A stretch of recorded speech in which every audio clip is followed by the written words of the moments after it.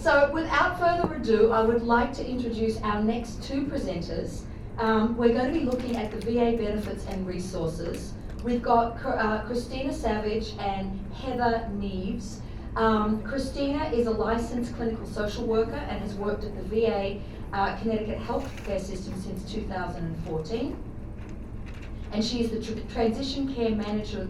She works in the Transition Care Management Program, which targets post-9/11 era veterans. Heather, who will speak after Christina, is currently the supervisor of the Public Contact and Outreach team at the Hartford Regional Office Benefits Department. That is a mouthful. You got a business card with like a flip over. I will let them tell you a little bit more about themselves, but first of all, we welcome Christina to the podium.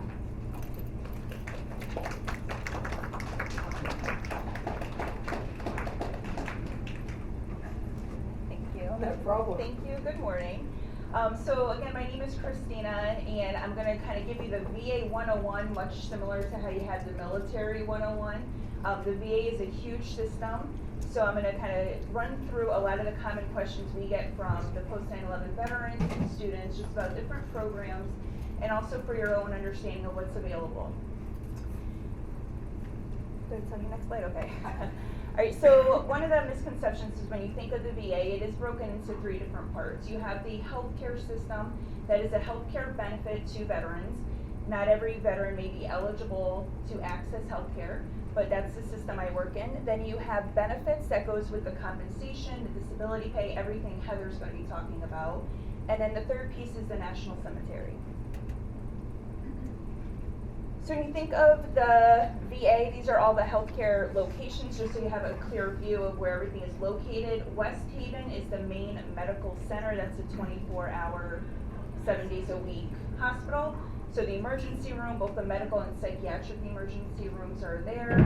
All the imaging, all the healthcare services, all the specialty cares. The littler stars, so Stamford, Danbury, New London, Willimantic, Winsted, Waterbury, those are what's called CBOCs. So those are the community-based outpatient clinics that some of the veterans may be going to, where they can access primary care and behavioral health services there.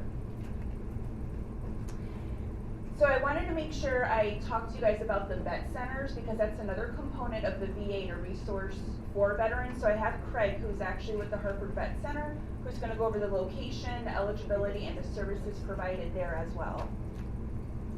How you doing? Craig from the Hartford Vet Center. As you can see, there's 4 different vet center locations. So there's Danbury, New Haven, Hartford, Norwich, pretty much a good coverage of the whole state. What we pretty much provide is readjustment counseling services for combat veterans and their families, individual and group therapy. But it's a lot more than just that. We deal with survivors of military sexual trauma, anyone who worked as a drone pilot here in the States, but has seen war actually sitting here at home. Anyone who worked in mortuary affairs, stateside or abroad. We deal with marriage and family therapy as well. We have a very strict confidentiality agreement with the VA and with DOD, where we can see their records, but they can't see ours. So it's big for us. So we're able to see a lot of service members who are still actively serving. Police, fire, EMT, anyone who wants to keep their records completely confidential, we're big with that. We're one of the only ones that will actually see your family. So say you deployed to a combat zone, your family member can actually come and see us, get the counseling they need while you are actively deployed. Being a part of VA, we are a good liaison with the different VA facilities. I know Christina very well, everyone over in West Haven, New Haven.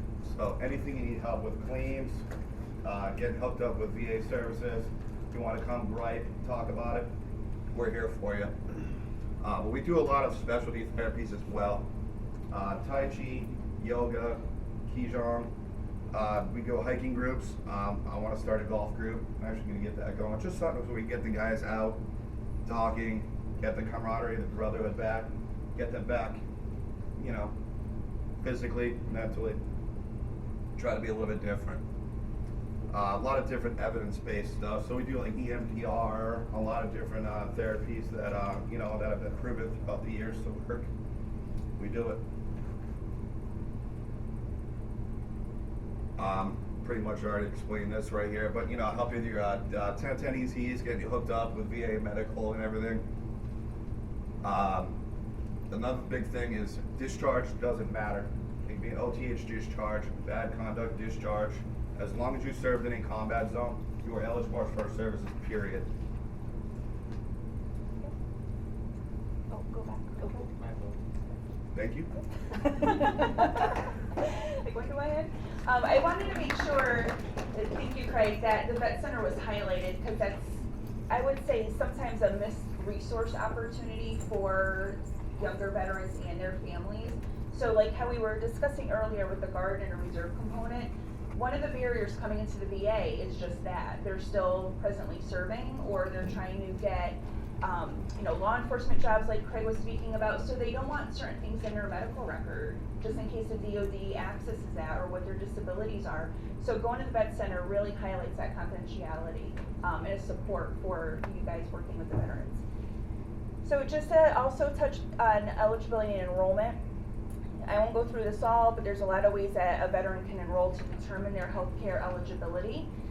So what I work specifically on is one of those last pieces, a combat theater deployment. So for a veteran who has deployed, whether Guard, Reserve, or active duty, in a combat theater zone, they get 5 years of free health care from whatever their discharge date to treat anything that's related to their service. So that's a good carrot for these younger vets to come into the system to address those needs. So if they're having back pain from the heavy equipment, if they're having, you know, mental health issues, that first 5 years is copay free care. So that's often a good thing for them to come in and get those services. So my healthy vet is often a common question from students and those working with students and younger veterans. Is how do I get my access to my healthcare records, what's going on? So making sure that they're aware of my healthy vet. It's an online portal to access all of your medical records, your notes, your labs, all that good stuff. So I won't get into this too much since it was pretty well covered with the military 101 piece. So this is a little bit where I come in. So I just want to make sure you guys know we exist. It's a national program. So it's Transition Care Management. It used to be called OEF-OIF-OND Program for Returning Combat Veterans. Operations are still continuing. So instead of adding every operation to our name, we're just Transition Care Management. So we're often the first person, the first office that they come into to enroll, to figure out how to get consults, to figure out how to get resources. If they're having barriers to their care, if they're having whatever issues that they need, we're often that resource for them. So we're a team that consists of social workers and a nurse case manager. So utilize us. We have a table out there. Make sure you have my information. Utilize us as a resource to you. I often get questions and complaints from students. They come back from, off of active duty. They're in their young 20s. The plan is obviously work or go back to school. They're not allowing that time that Craig was highlighting on the readjustment piece, the transition piece. Let me just figure out who I am now, what my issues are now, and how I can set goals that are realistic to me now. So that's what we're there for. We're kind of a resource for them. And this is just kind of what I highlighted, kind of like a mini resource center. So if they're having legal issues, if they're having financial strain, if they're having complications with their benefits and denials, we help navigate them through that whole process. So another thing to highlight for women veterans is women-specific services. So Lynette Adams is the women program manager at the West Haven VA. That's where the women clinic is, on the 7th floor. But with that being said, there's specific women champions for primary care and behavioral health at all of those VA sites. So always important to know, especially if the female veterans are more hesitant on coming into the VA because it's more male dominant. The common complaints are I'm just the wife or the girlfriend of the guy I'm walking in the hall with. So just to know that there are specific resources in place for the women. Another good resource for everybody working with veterans to know is the ARARE Center, and such programs exist. So this is actually in West Haven. It's like an off-site from the actual medical center, but they are a wealth of resources, knowledge, social workers, and teams. So they target homeless veterans, veterans struggling with substance abuse issues, financial issues. They have a lot of the organizations that work with veterans go there. Next slide. The other program we get a lot of questions on is the VA Caregiver Support program. So if anyone's following the news, you can see that this is in progress to expand. So it was just for post 9/11 era veterans. So if they had a LOD, an injury while in service, and they're having a hard time managing their life, it's often the caregiver is their spouse, their parent, or sibling, or their friend if they're living with them. And they need a caregiver. They need a caregiver to help with their functioning and their barriers for medication reminders, transportation to and from appointments.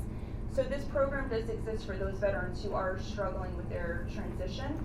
And just what's highlighted there is a lot more is coming out of this, but it's 2 phases to open up the doors to all era veterans, not just the post 9/11 men and women.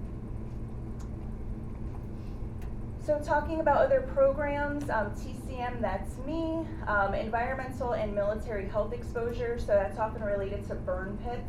So if you have any questions, there's contact information I have at the table as well. I will touch on VITAL, because that's often a common question, so you can go to the next slide.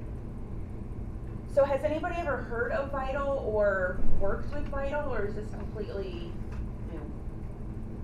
No, okay, all right.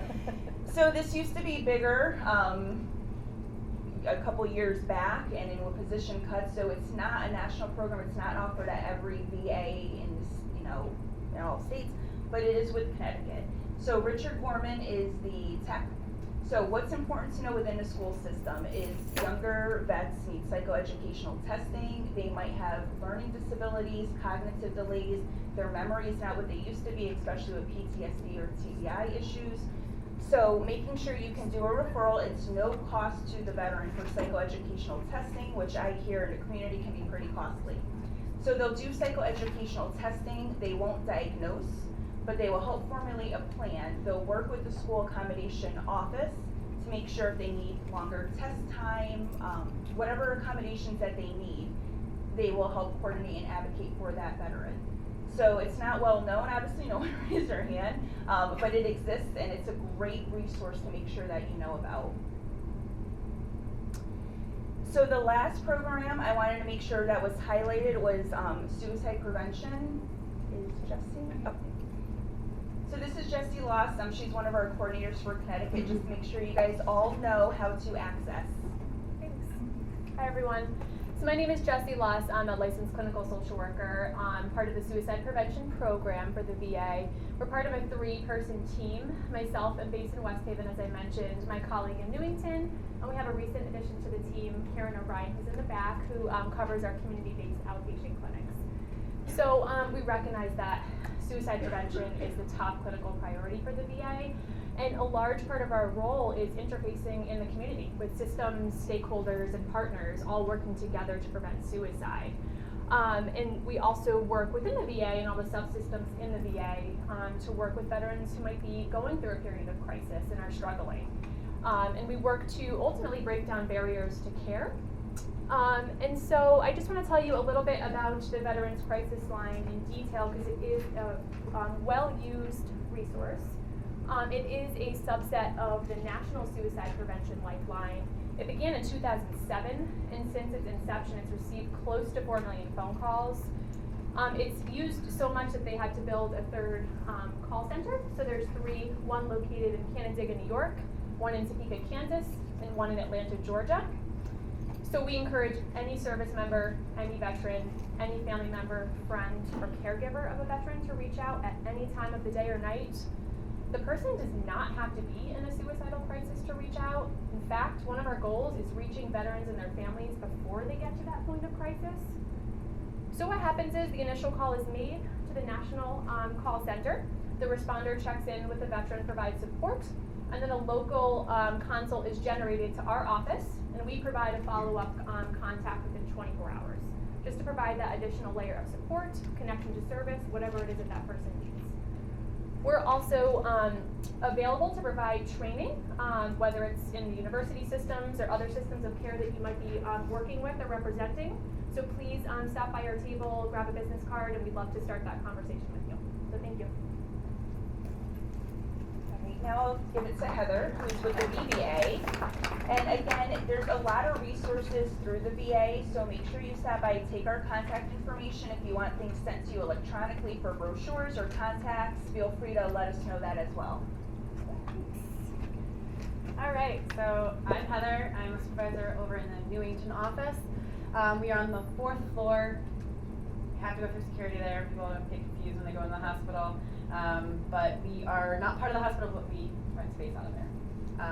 Our main office is in Newington. We also have a out-based person in West Haven, and then we also have an employee out in the Groton subbase, which now is a big deal because they just passed a law that says that veterans who are service-connected can now go on the military bases. So it's a big change. So that's something I wanted to mention. As Christina already said, there's 3 branches. We are the Veterans Benefit Administration. So these are the benefits that are encompassed in the Veterans Benefit Administration. So you have education benefits, home loan guarantee program, life insurance, disability compensation, which is what our office in Newington does, vocational rehabilitation and education program, which also is in Newington, and Heather over here, wait, hi, the other Heather, is a counselor over there, and if you have any questions regarding that program. Non-service connected pension, and then survivors and memorial benefits. So I'm just going to touch briefly on each one of these benefits. So some resources I just want to touch on, Ebenefits. Encourage people to sign up for Ebenefits, because this is now the future of the VA in terms of filing claims, getting things that you need quickly. Once you file any kind of paperwork through Ebenefits, it goes directly into their electronic claims folder. There's no delay, there's no time waiting for paper to be scanned in. So we always encourage people to do that. The system has changed a little bit. We used to be able to sign people up in our office. We can no longer do that. They came up with this 2-factor authentication process, which is going through some transition right now to do that. The only thing on that is if they are not in DEERS, so if they're older veterans, they will not be in the system to be able to sign up for Ebenefits. At that point, they will need to come see us, either in West Haven or Newington, to sign them up for to get them into DEERS, to get them to sign up for Ebenefits. But like I said, Ebenefits is the resource, the main resource that we try to encourage every veteran to sign up for. Can you go back one? So, and then just other vets, I have VA.gov, and then the federal handbook. I have all these different resources. All these things can be found, brochures, benefit packets can all be found on the website, so that's a great resource. So education. So there's 5 education programs that can be applied for on VA Form 1900, 21, 1922, 1900, I think. 21. It's like there's so there's the Chapter 33 Post 9/11 GI Bill. That's the most common benefit that people are using. Then you have the Montgomery Bill for active duty, and then you have the Montgomery Bill for selected reserves. Then you have Reserve Educational Assistant Program and the Post-Vietnam Era Veterans. So like I said, most people are familiar with these benefits who are already enrolled in college if they're using one of those benefits. But the Post 9/11 GI Bill is the most common program being used. The supplemental tuition programs are the Yellow Ribbon and the Marine Gunnery Sergeant John David Fry Scholarship. So those are supplemental programs to help with tuition where the GI Bill isn't covering the entire tuition. Next. In addition to these programs, we have what's called the Survivor and Dependents Education Assistance Program. A veteran has to be service-connected and rated as a permanent in total to be able to have this eligible for their dependents. This is a common program, but one thing we like to tell people is that once you've selected this for your dependent to use, they cannot be added onto your award for service connection. There's 4 regional offices that process those claims. We do not process any education claims in Connecticut. The Home Loan Guarantee Program. This program confuses people at some point, but the biggest thing here is we are not the lender, we are the guarantor. So someone still has to go through a mortgage company to get this. Basically what they need from us is their certificate of eligibility showing that they're eligible for this program. There are a few ways to get this. Again, Ebenefits is your best option. You can print it off right away. Then there's the slow mail process where you fill out the form and you send it to the locations based on where you live, and they mail it to you. Not very quick, but and then a lot of lenders actually have the ability to pull up your certificate as well. They're used to working with veterans, so I would just have that discussion. Obviously, if you're looking to buy a home, then they need to first tell them that they're a veteran right away. But Ebenefits, again, quickest, easiest way to get your certificate of eligibility. What that does is shows that you have that you are able to get a loan without having the 20% down. Next. Eligibility criteria. Don't go over that. Next. Life insurance. Again, we have a couple different life insurance programs. There's the service members, but once they get off, they have the ability to sign up to the Veterans Group Life Insurance. They need to apply within 1 year and 120 days from separation. If they sign up within 240 days, they do not need to submit evidence of good health. At any time, a veteran can go and get this if they've been service connected for a new condition. So at any time that they're service connected, it could be 10, 20 years from the original time that they get service connected. Once they get service connected, they're again eligible for this program. Disability compensation is the most common question we get. That is what we do mainly in Newington and West Haven. This is a tax-free monetary benefit paid to veterans with disabilities that are the result of a disease or injury incurred or aggravated during active military service. So the here is active military service. So it has to be active duty or inactive duty or active duty for training purposes. So that's, reserves guard members would still have to have some kind of active duty, and that could be drill, weekends, annual, so something has to happen during that time, but active duty is the most common thing. So the criteria is an in-service event, injury or disease, a current chronic disability, and a link between the two. So we always tell veterans, the longer you wait, the harder that connection can become to be able to service connect. So we always encourage people to claim whatever they claim right when they get out or when they're having issues, because the connection may be lost during 10, 20 years later if you filing your claim. We consider it based on direct, presumptive, which is like the Agent Orange exposures, the burn pit exposures, environmental hazards exposures, Camp Lejeune. Those are all presumptive conditions that have been outlined by Congress based on those types of exposures. And then secondary, so people are having issues with their service-connected conditions, and now that caused another condition to come out, then we also service-connect that. The 526EZ is the most common way. But basically, if they've ever been denied or previously denied or asking for reconsideration based on the evaluation, there's a new form called the 0995 supplemental claim. So it changes that. We have lots of different forms, and if you don't file it on the right form, it's getting kicked back. Next. Other things, if they can't work because of their disabilities, individual unemployability, special monthly compensation, basically they need additional care in their disabilities, which can include aid in attendance or housebound, automobile allowance, clothing allowance, especially adaptive housing, and auto allowance are for those veterans that are severely disabled, that they need changes to their houses or cars. Fiduciary appointments for those who've been rated incompetent, and dependents can be added to the award if they're rated at 30% or more, and then retired pay can only be concurrently collected if rated at 50% or more. So those are different additional things to consider. So vocational rehabilitation and employment. Like I said, we have a table out front with Heather and another counselor who do this, but basically this is an additional benefit attached to service-connected disabilities. So you have to be service-connected at a 20%, sometimes 10% depending on the disability, and then basically once you file the application, you will be called and you'll meet individually with a counselor and go over an individual plan. This can be used in addition to your other education benefits. There is a gap cap, but 48 months. What's that? How many months? So you get, in addition to your GI Bill, if you are found entitled to voc rehab, one of our things is that we will add 12 months to your GI Bill benefit, so it actually ends up being 48 months instead of 36 months. There's stipulations that if you have a serious employment handicap, we'll help work with you and get you through a training program. So. So non-service connected pension, I'll just touch on this real quick. Not what you think it is. It's not pension. It's not like something you're always entitled because you work somewhere.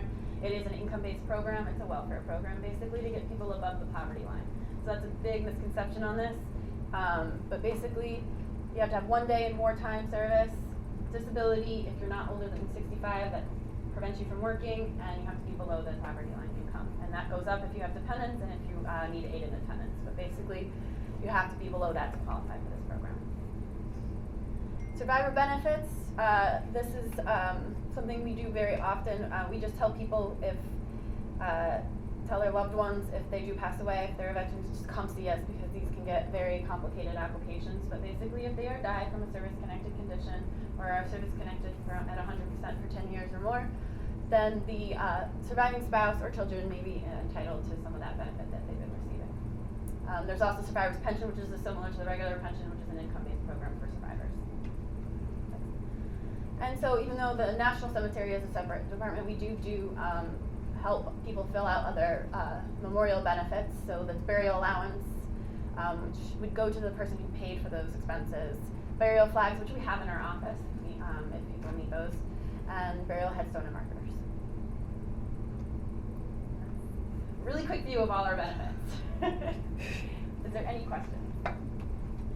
We have a table out there. Please let me know if you are a veteran and you want to file a claim or anything like that. I have that ability, and I can also look up claims, your status of your claims if you need. Right? Lots of information.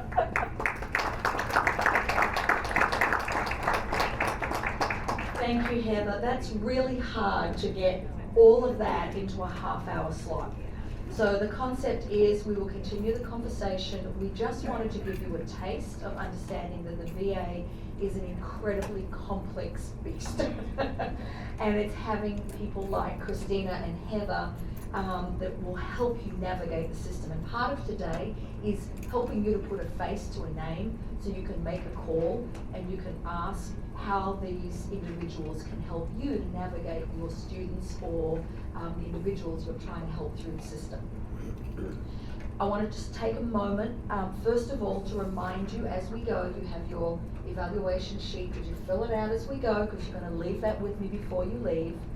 At 12:30 this afternoon, we are offering the QPR suicide prevention training. Some of you have signed up, not all of you have. It's free, you're welcome to stay. We just requested from 12:30 until 2 this afternoon. It will be done here in this room, so you're welcome to stay. And then you'll be qualified as a suicide prevention gatekeeper. You know, speaking about the amazing services that the VA offers in suicide prevention, none of us can do this alone. This is such a huge topic for all of us to be able to wrap our heads around, and you know, working together and collaboratively so we can reach as many members of the public as we can. The keys to success in suicide is that everybody has a responsibility.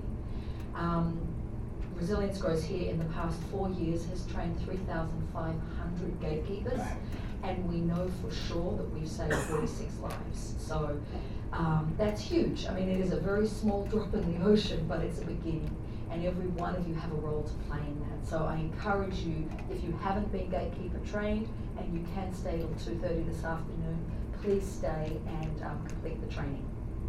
So, without further ado, I want to introduce you to an incredible woman and a very dear friend, Casey Timberlake. I read your blue because I just know you as my darling.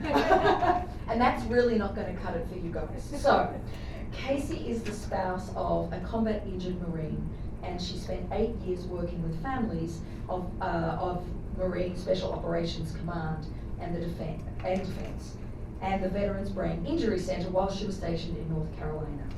For the past 3 years, Casey has served as the Airman and Family Readiness Program Manager for the Connecticut Air National Guard, which is where I was fortunate enough to meet her, and she and I have collaborated on many a crazy activity out of the 103rd, trying to get our airmen and their families engaged in talking about mental health and well-being and destigmatizing that discussion. So I'm sure Casey can fill you in on a lot more about some of the antics we've gotten up to, but today, do you have all day? Today, Casey's going to talk to you about TBI and PTSD. and more importantly, how that corresponds to the student's experience at college. It's a huge topic, and we could spend an entire conference just talking about it. But Casey's really going to hone in on how this affects your students in the classroom and while they're trying to enroll for benefits. So without further ado, the floor is yours, my friend. Thank you, ma'am. Hello, good morning, everyone. My name is Casey Timberlake, and I'm the Airman and Family Readiness Program Manager at the 103rd. I started my career working with military families in 2008. I can't believe I'm still hanging around doing it, but I can't seem to shake it. My husband is a combat injured Marine. Our life has taken some crazy turns. Military life was not what I expected to be, and post-military life is certainly not what I expected it to be. In my time with Marine Corps, I worked for Marine Special Operations, which is an incredibly high op-tempo command. I dealt with a lot of very interesting and diverse situations, and it really helped me see how important the public knowing this information is, because we come back to you guys. As families, we come back to a community. I know this is something that Justine talks about and beats her drum about consistently, but it is true. And the more that you all can understand how to help and support, the easier that you help my life as a caregiver to a wounded warrior. One of the other things I did at Camp Lejeune was I was the regional education coordinator for the Defense and Veterans Brain Injury Center out of the TBI clinic out of Camp Lejeune. So it was my job to educate people within the community of North Carolina, South Carolina, and Georgia. So I would travel around and give some very similar presentations to the one I'm about to deliver today. So I am non-clinical. I am here just to give you the information that you need to help better support. So today we'll be talking, are you my next slide guy? Yes, I am. Awesome. All right, today we are going to be talking about what is post-traumatic stress. What are some traumatic brain injury symptoms? So the injury is a TBI, but the symptoms are what you'll see. What the PTSD TBI overlap looks like, because there are a lot of similarities between the two diagnoses, and a lot of those get confused or mistaken for one another, so we'll talk a little bit about that. We'll talk about how these two diagnoses affect their veterans' ability to learn and concentrate in a classroom, and we'll talk a little bit about how we can do better. So what are some simple things that we can do to make their lives easier in the classroom, registering, accessing benefits, whatever your role is here. I think you'll pick up a little bit of information on how to just be a little bit more considerate to what's going on. Thanks. So post-traumatic stress is something has to happen. So a variety of instances and exposures can cause PTS, but what we're going to focus on today is that combat experience, that combat exposure. And then it's either being involved in it or it's being in and around it. What I think that it's important to note is a lot of our veterans have more than one traumatic experience. They have more than one incident that they need help working through. And I think that we forget that. We forget that it's not just one Humvee rollover, or it's not just one intense firefight. It's a lot of things. If you're deployed for a year, you're not just having one bad day. You're probably having a lot of bad days. So the trauma that they have to work through, it involves a lot of different events and experiences, and that's the part that makes it challenging. Next slide, please. So there are 4 clusters of PTS symptoms. I'm not going to insult your intelligence and read all of this, but what I'd like you to understand is that diagnostically, when clinicians diagnose someone with PTSD, and this is important because I think we all joke about PTSD, like I have PTSD from having to hang out with my mother-in-law, or I have PTSD from my friend's annoying kids. Like we joke about it, but the thing is your mother-in-law is probably not that traumatic, and the kids are loud and annoying, but that's probably not trauma. So first there has to be a traumatic experience, and then there needs to be at least 1 or 2 ticks in these boxes, in these 4 categories in order to have it. So I'm sure you're not having nightmares about your mother-in-law, or you're not hypervigilant about going into Walmart. So these are the first 2 of the 4 clusters. So reliving the traumatic event, meaning that there's intrusive thoughts. Like you can't get through your day without something reminding you of the problem. Hypoarousal, this is the being hypervigilant, like not being able to shut it down, like being in that flight or fight mode consistently and not being able to get out of that, like you're always in survival mode. Thanks, Nick, sorry. So negative changes in mood. So feeling like everything you do is wrong, feeling like you can't trust anybody. I know for my husband, one of his bigger issues, and he's not here to defend himself, so it's really nice that I can just talk about it. One of his bigger issues is he didn't trust his leadership in Iraq. He was there for a year. He had a lot of issues and problems with the people in charge of him. He thought that he was put into a lot of unsafe situations, a lot of situations that he felt he shouldn't be in, and that sticks with him. So now he has a really hard time trusting people in authority and believing that their advice is true and the situations that they're putting him in are safe. He has a really hard time with that. And then avoidance symptoms. Just shutting down and avoiding the feelings entirely are a huge part of PTSD, and that's kind of the one that I want to stick on for a second, because there's no greater instant gratification than avoiding something, right? Like, I don't want to go to the gym because I don't want to face the fact that I'm 20 pounds heavier than I want to be. I'm completely out of shape, and it's gonna hurt. It's gonna hurt for a long time before I feel comfortable enough to be at the gym, right? So I just don't do it because that's far easier. It's the same thing with PTS. This stuff is hard, so it's just easier. It's just easier to not do it. The problem with PTS is that just reinforces it. The more we sit at home, the more we stay away from things, the more our family gets in on that, because we do, as caregivers. We know we don't want to see our veteran in distress. We don't want to see our veteran upset or angry. We don't want the day ruined by something that's happened. So it's just easier to stay home because it's safe there. And this is how the symptoms of PTSD can become progressively worse by avoiding the situations.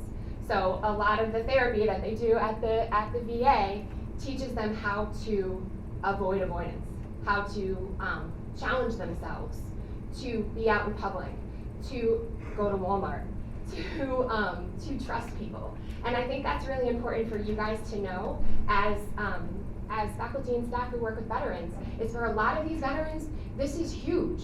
This is a completely different thing from what they're used to.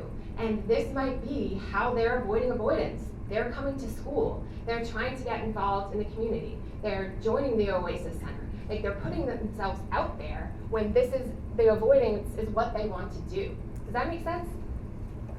So, the things that they commonly avoided situations, things that they perceive as dangerous.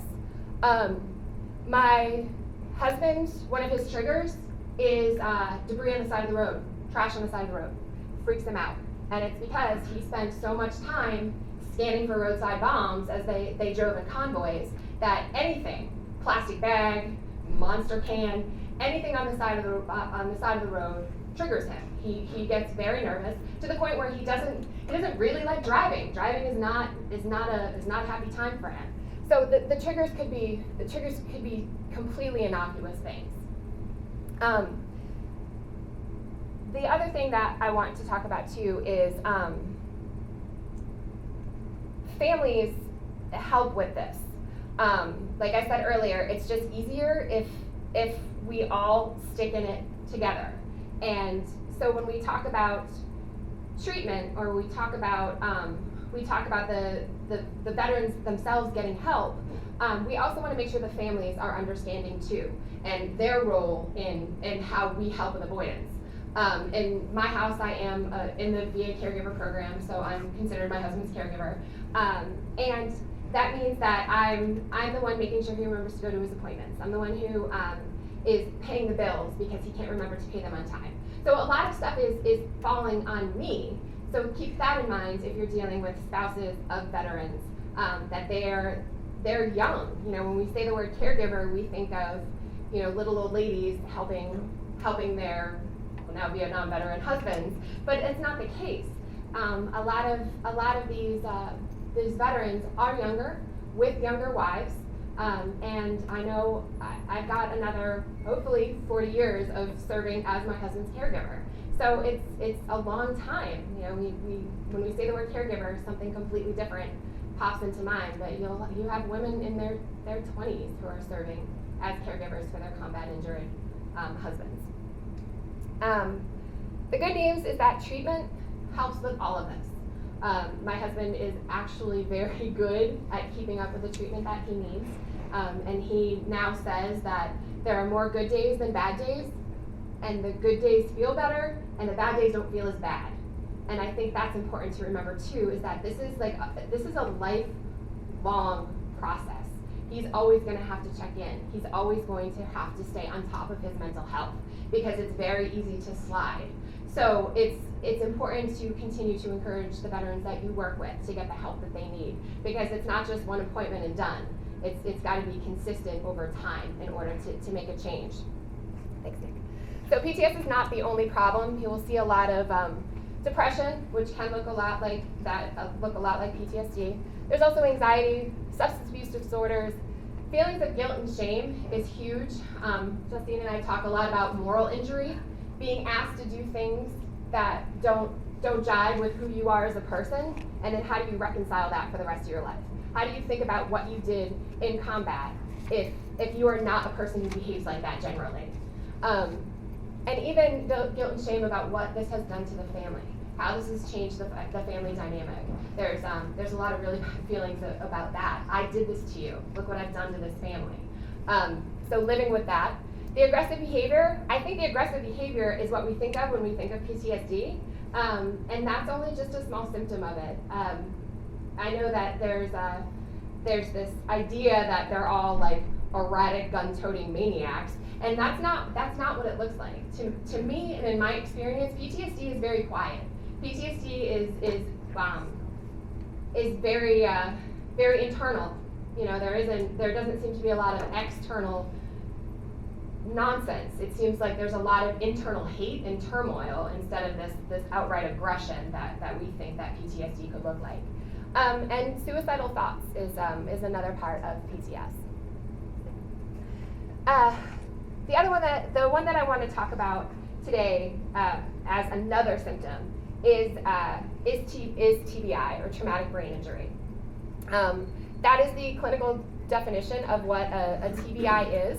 TBIs are classified as mild, moderate, or severe, and that is based on loss of consciousness. So mild is just seeing stars. Your bell rung, little dizzy, little woozy, gotta sit down for a second. That's damage to the brain. And mild TBIs are classified as lasting just that seeing stars to 30 minutes of unconsciousness. Moderate is 30 minutes to 24 hours. Severe is longer than 24 hours. And then penetrating is if there's shrapnel or something that actually penetrates the skull and goes into the brain.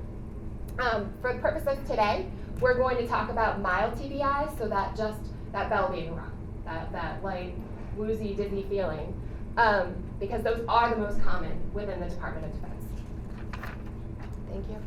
So external forces could be head being struck, something hitting your head, car crashes, Humvee rollovers, anything that smacks that head around.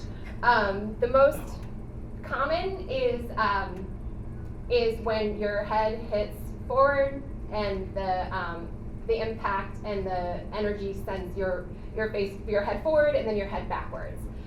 So in a lot of TBI patients, you'll see damage to the frontal lobe, which is your executive functioning center. So you'll see poor decision making, inability to make decisions. Executive function is just all over the place. So, and then the back of the head is all your movement and balance. So there's a lot of injuries associated with TBI where they just can't get their balance. They're constantly dizzy and they lose their balance easily. So this is what a concussion is. Briefly knocks you out, lights you up a little bit, and you, in a lot of cases, you can't remember exactly what happened when the injury occurs. Thank you. So the leading cause of TBI in the deployed setting is involvement in a vehicle rollover or blast. But you do hear a lot of stories of basketball injuries, pickup football injuries, things like that too. So I know we think of just the worst case scenario, but veterans seem to get themselves into a lot of sports injuries as well while they're in the service. So the impacts of the concussion are these symptoms and the manifestation of them. So I'll just give you a second to look those over. And you can see there that the cognitive portion, which is what you'll be seeing within those classrooms. And that's because generally the damage to the frontal lobe, so how you get through your day is damaged, how you put things in order. My husband, prior to the Marine Corps, went to culinary school, and he can cook, like he's really good. But his problem now is he can't sequence. Like he can't figure out what needs to go on the stove first in order to have everything timed out and ready at the same time. So if you ever come over to my house for dinner, the timing's always off. So that's sequencing for him is very difficult. Nick, can you go back real quick, thanks. So for most people, most of the concussion symptoms resolve in days or weeks. These guys in combat don't have days or weeks to improve. It's not like Concussion Protocol with the NFL, where you're pulled off the field and you have a team of doctors that rush around you and watch you for the next 2 weeks. Most often, they don't even report that something has happened. Most often, they don't even realize something has happened because they're so used to getting their bell rung that they don't even see that as bad. So not only do they not have time to recover, they're not reporting it, and it doesn't seem as bad when you're watching all these bad things around you. So why are you going to be the guy that raises his hand and says, "Whoa, I am dizzy," when there's people around you who are not making it home? So there's this non-reporting that's happening, and they just keep moving. You know, they just keep going, because why would you stop if you're just feeling a little dizzy? That doesn't seem right. When my husband was in Iraq, he was in artillery, so just blowing up things all the time. And he called me, back then I knew nothing about nothing. Like I would have a completely different reaction now. But he called and he said, "My ears have been bleeding for a week." And I was like, "Oh, that's gross." And that was it. That's literally all I said to him. But now that's a sign that something is very wrong. That's your ears should not be bleeding. But he wasn't gonna. I was like, have you told anybody? No, this is fine. It's just gross. And that's it. That was our entire discussion about ears bleeding. So I think that's it on that one. Thank you. So the point of all of that is to say that a lot of these people have multiple concussions, multiple head injuries, without even realizing that that's what's happened to them. And the more you get hit in the head, the worse things get. So that's what we're seeing. And what's going to happen with you all when you get the veterans in this particular setting is this is an unfamiliar environment. They can have incredibly successful, incredibly long careers within the military with PTSD and with TBI and really not even know they have it. What generally happens is when you take them out of an environment which they are muscle memory trained to be good at, and you pop them into something else, like school, that's when they're gonna realize, I can't learn this, I can't remember this, I can't focus. That's when they start to realize that it's not right anymore, that they can't hide this anymore, because this is a completely different learning environment. They're starting from scratch in something completely new.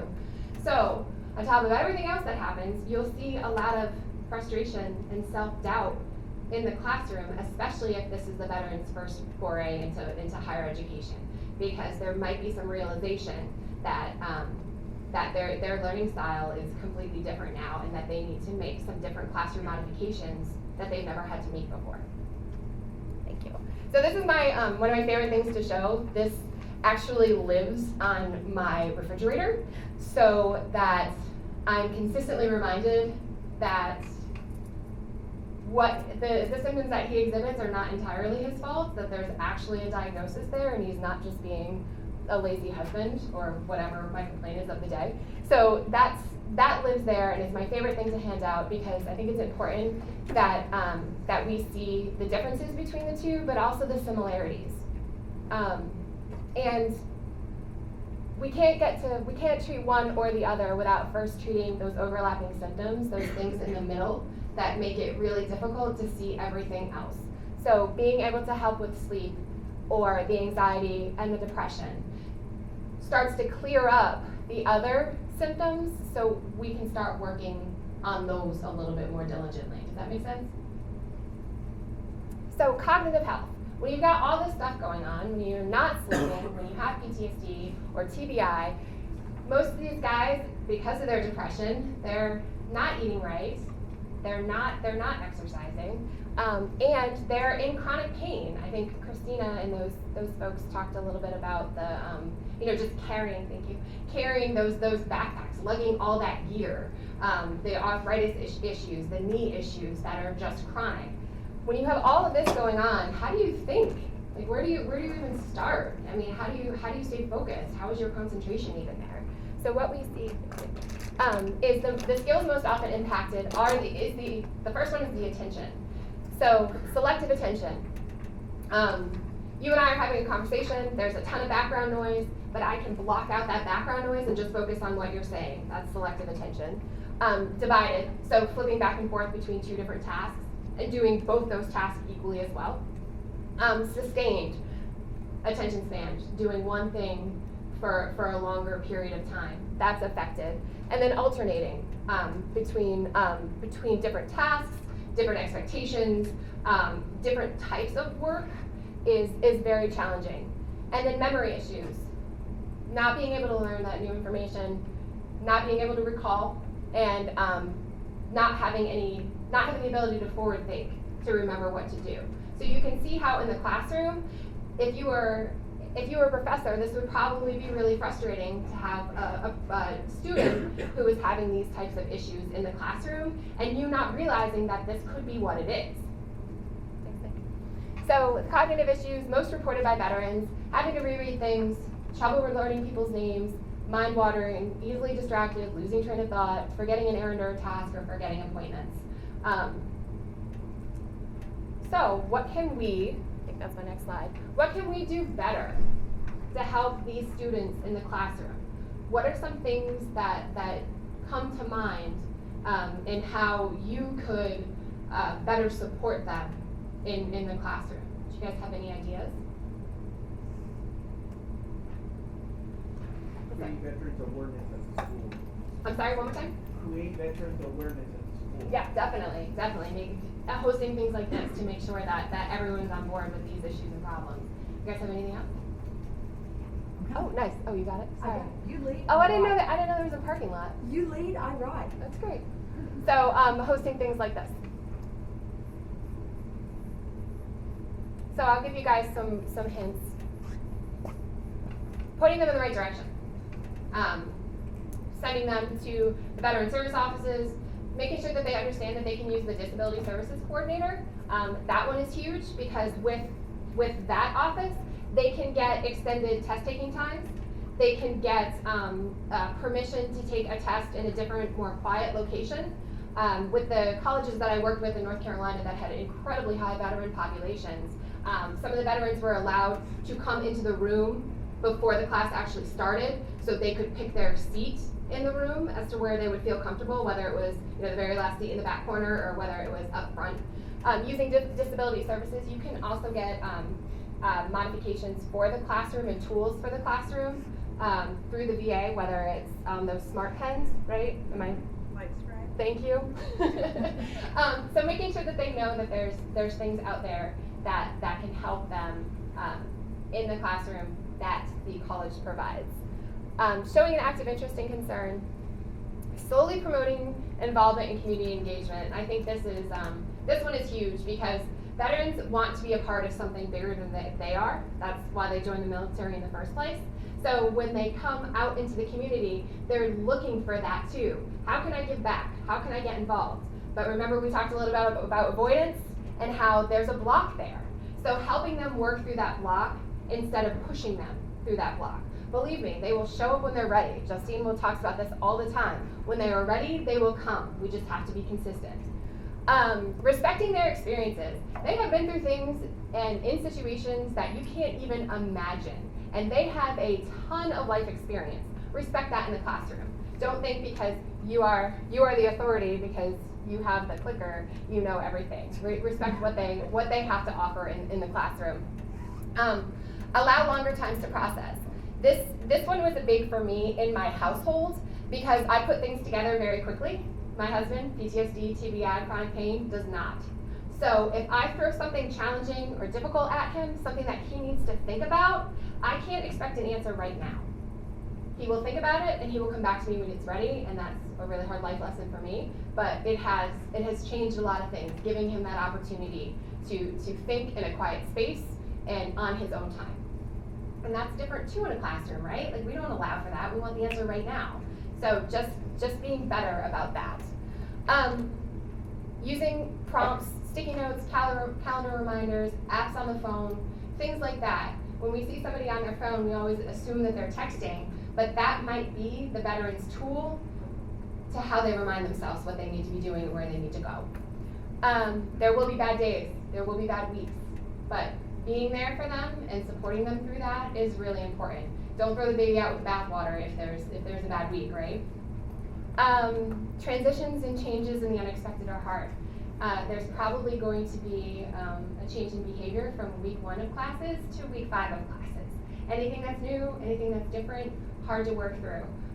So don't take that behavior the first couple weeks of school as who they are. It just might need some time to get comfortable within the classroom or within the college setting.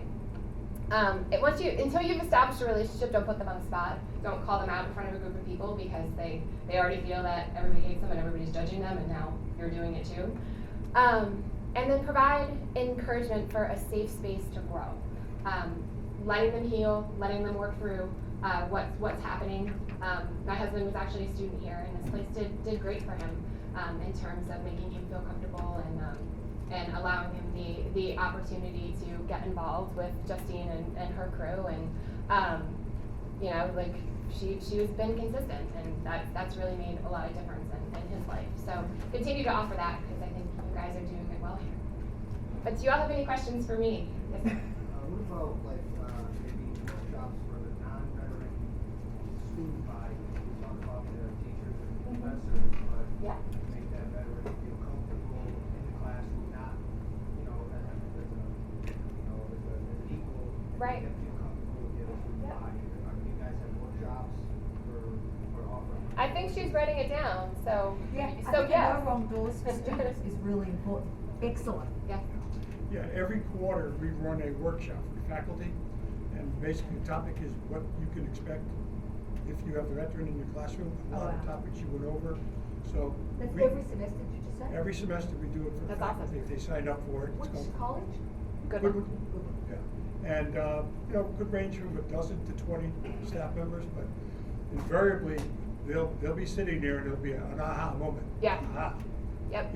So it really brings it to their attention. Plus, it's very important. I don't know about here, but we, as the veterans coordinator over there, I am also the academic advisor, in addition to whoever they have in their department. So we work together, and so it's important that as soon as they know that John Jones is in manufacturing management, and all of a sudden they disappear from classes for a week or two, Who's checking out? boom, it's a hit on me right away. Yep, that's great. And that coordination is really important too, because attendance can wax and wane, especially if it's something that's new. If this is the first time back in school, that anxiety can be a little bit overwhelming.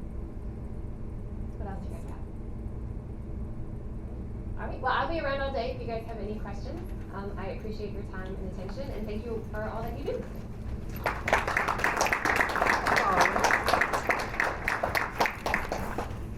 All right, so I told you Casey was pretty phenomenal. We're going to keep adding to the lists as we go.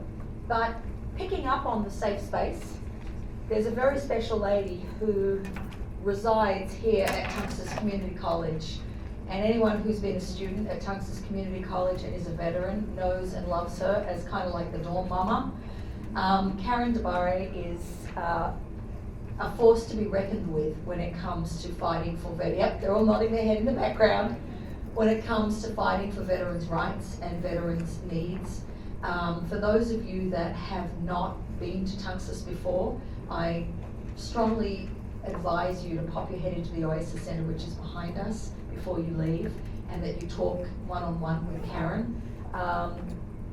This is a beautiful model here at Tunxis, and it's something that going forward, part of this series is really going to focus on how do we work together as a collaborative to create a series of procedures and protocols that other community colleges can use to not only replicate, but to ensure that the staff that work in these facilities are given access to the trainings they need to do the job, and that students have access to the facilitators that they need on a daily basis.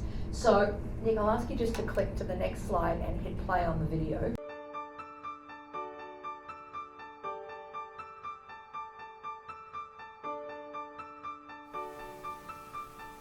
Founded in 2009 and located in Founders Hall, the Oasis is part of a larger initiative started in 2008 by the Connecticut Department of Veterans Affairs to form Vet Oasis centers at all of Connecticut's public colleges and universities.